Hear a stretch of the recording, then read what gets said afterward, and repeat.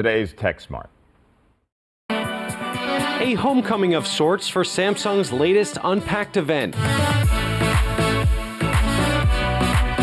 The company brought me here to Seoul, South Korea for their worldwide launch event. This time focused on foldables. Right now, foldables represent just over 1% of all smartphone sales, but the numbers do continue to increase every year. Two improved devices, the Galaxy Z Flip 5, which folds in half, and the Galaxy Z Fold 5, which folds like a book.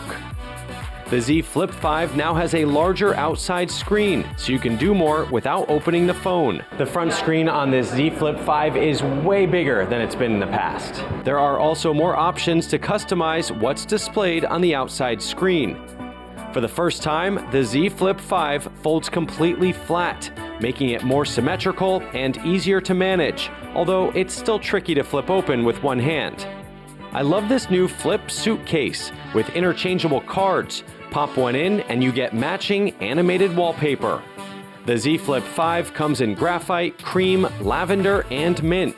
The price is $999, same as last year, but you now get double the storage, a whopping 256 gigabytes standard.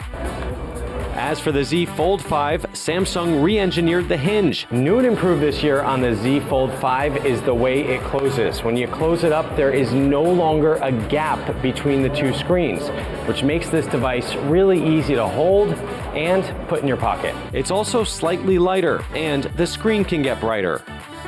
Samsung didn't change the size of the outside or inside screens. Pricing is also unchanged, starting at $1,800. Storage starts at 256 gigabytes. The Z Fold 5 comes in blue, black, and cream. 4 years in, these are Samsung's most compelling foldable designs yet. Question is, are they enough of an upgrade to make consumers want to join the flip side?